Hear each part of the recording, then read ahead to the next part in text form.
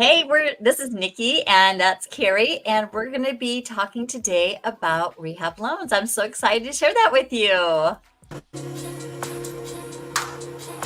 Me too. I just closed my first one, so I have been through the whole process, know what it's all about. Well, the interesting thing is the market, though, because of the forbearance thing is kind of ended, right? There was a whole bunch of like extensions and stuff like that.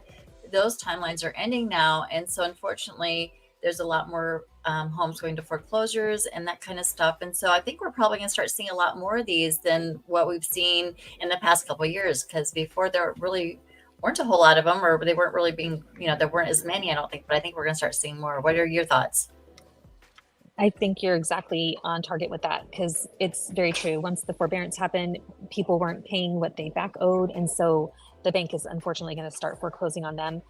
And unfortunately, the people in those circumstances usually don't keep up the maintenance on their homes, and so they get into disrepair and they have a lot of things that need to be fixed on them.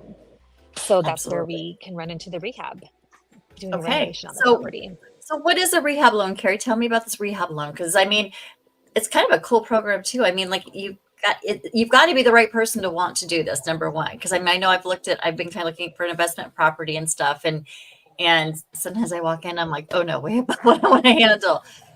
But there are other people who have more skill sets than I do, and they're not as afraid as I am, and who have more cash in hand to do some of those repairs and stuff too, who can kind of offset some of that. So, what is a rehab loan? Tell me about it. So there's a couple of different varieties. You could do it through the VA, through FHA. There's a conventional product. There's a limited, which only allows a certain amount of work to be done and it caps at a certain dollar amount. Hmm. So I just did a VA one. They're capped at a $35,000 budget for the total renovations. And they also put a buffer in there.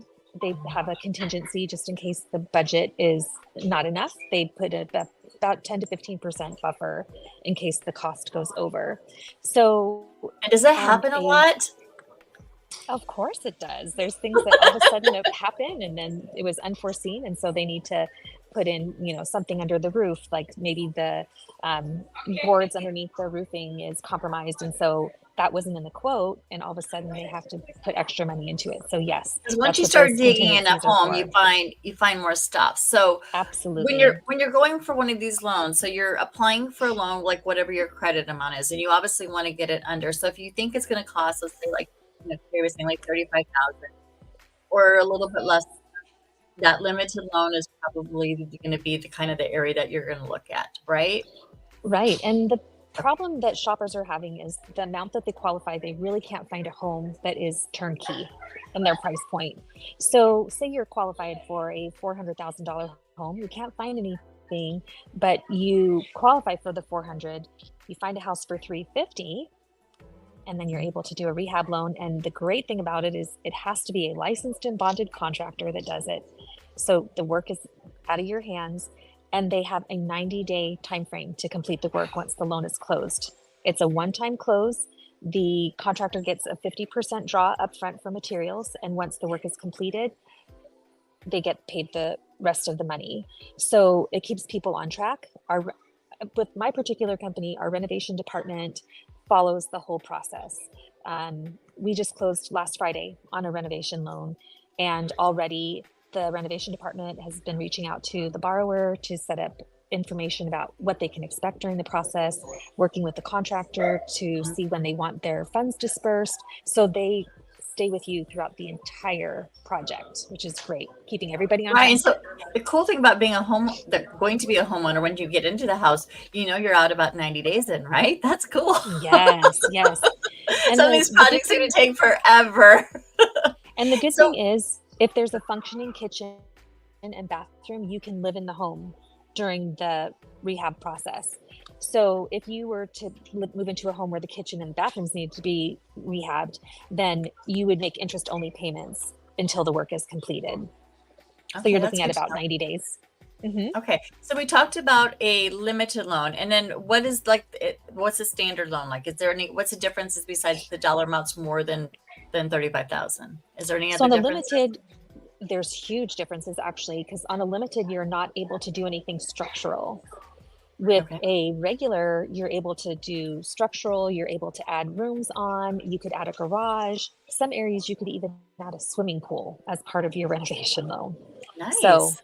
yeah. Okay. So So the scope of work is much different. okay. So you could buy, something that really needs a lot of fixing up and you could take I mean, as long as you qualify for it, you could do that. So talking about qualifications, let's talk a little bit about the qualifications. What kind of credit score do you have to have? What kind of down payments are you looking at for a rehab loan?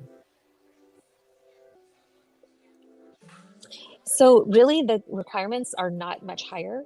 620 gets you qualified for an FHA. They call it a 203K, and that's the limited loan. You're looking at a standard down payment of 3.5% for your down payment. And then for the closing costs, of course, you're going to also look at about 3% of the sales price for your closing costs. Okay. So kind of just So a roughly normal you're going to thing, need, but it's just a different. Okay. yeah, the And then, difference is, you're just looking at a home that wouldn't already meet your budget. Um, but you could do the work, which is really nice. Like I said, there's some people that just want to put their own personal touch on a home. So this is your opportunity to go in and say, hey, look, I have about a $40,000 budget. Because once again, allowing for those contingencies, mhm. you have about a $40,000 budget to go in and renovate the house. If you were to look at a 350 house that you're approved for 400,000. Okay. So I have a And the way question that for you. they determine things, oh, go ahead. No, I was going to say, so appraisals I know are part of it too. So I mean, it has to appraise, and obviously, since it's probably going to be undervalue, it's going to obviously appraise at that. But what type of appraisal value do they use to determine the value of the home or what you can draw against the home? Does that work with that type of That's program? exactly what I was going to say, is that when you are Reading doing your the mind. appraisal, yeah, the thing that I found through the process is it's important to have your contractor already on board before you start the process, because they are the key to everything running smoothly and on time. You can expect to be under contract, minimum of 45 days, but you want to allow for about 60 to 75 days.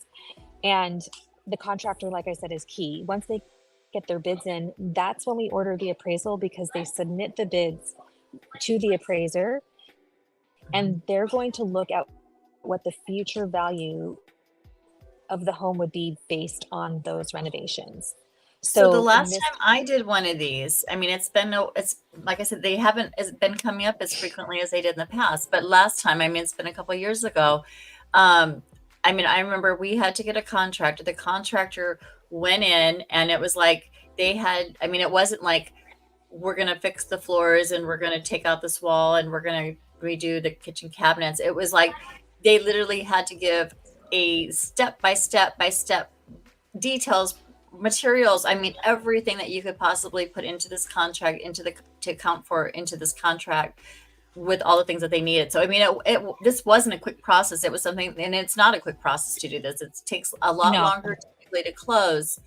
And so you really have to do, make sure you've got your people lined up and you know who you're using, and you're going to have to come up with a big a big bid that has all that information in it. Another question. So yes, you have to use a exactly. And licensed, mhm, bonded, and insured contractor. What if I have a contractor or a buyer who is actually a contractor? I mean, who's a licensed, bonded, insured contractor? Can they do their own work? nope, they cannot. Okay. Unfortunately, they are not able to.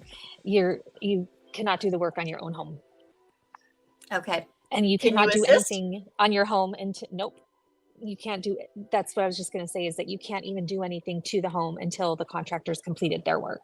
So if your flooring needs to be replaced, you can't do that until the contractor is completed and the appraiser has gone back out to reassess the home to make sure it meets its value. Okay. And then it appraises at the higher price because of the fact that you put in the work and that's what they're valuing it at, that it's going to be at that price when it's done. To go back to the appraiser, right?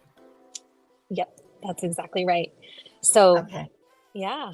So on this particular home, we had a $40,000 bid, and the house actually came in at $60,000 above the sales price. So the guy's walking in with 20,000 instant equity. Super cool. Yeah. I mean, it definitely is a good thing to be able to get Yeah. some of these lower priced homes that need some loving attention and some TLC and fix it up and making it shine again, right? Okay, so you guys, Exactly. I have Put a your own girl personal right stamp. there who can do that for you. She just, she's been working on them. She knows how to do it. She's the girl. So make sure you give Carrie a call. Carrie, do I have your banner still? We haven't been on here, you guys, in a couple of weeks. So we've been getting ready A for little bit. school and Yeah.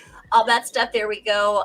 She is with Fairway Mortgage, so you can definitely reach out to her. And you're in the Paulsville office, right? Silverdale. Silverdale. Okay, I don't want to mess that Mhm. up. I know it's gonna do that. Right on the waterfront. It's been a long time since we've done this. I mean, it's really been a long time. So anyway, want to welcome everybody back. I think that really covered it, right, Carrie? Is there anything else? It Any did. cons or any pros or anything like that we need to add to that? No? Okay. And there's Um, pros and cons to everything. So there it just is. depends on Just work with a if you're willing professional, to do right? the work. Mhm. Yeah. It's just plan on extra time and yeah, go help get your right professionals and do a good job. Yeah. Anyway, so you got Carrie to call if you are interested in doing that. We appreciate you showing up and watching today.